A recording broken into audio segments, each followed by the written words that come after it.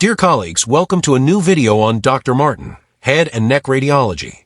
Today we will explore the imaging features of preseptal cellulitis, also known as periorbital cellulitis, using a real clinical case.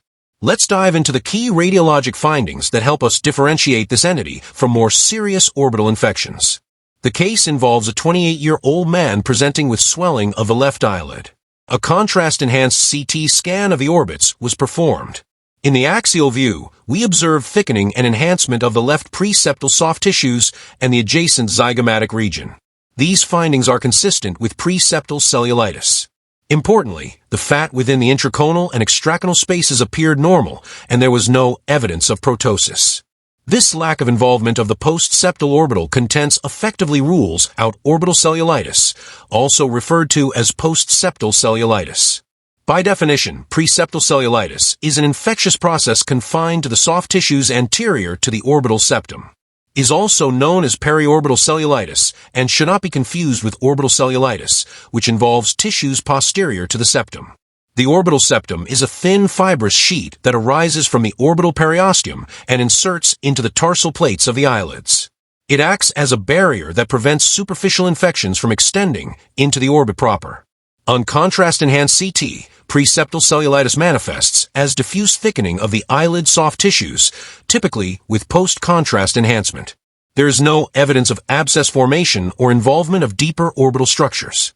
The most critical imaging feature for diagnosis is the location of the inflammatory changes. They must be entirely anterior to the orbital septum. Absence of orbital fat stranding, muscle involvement, or globe displacement further supports the diagnosis of preseptal cellulitis. The main differential diagnosis is orbital cellulitis.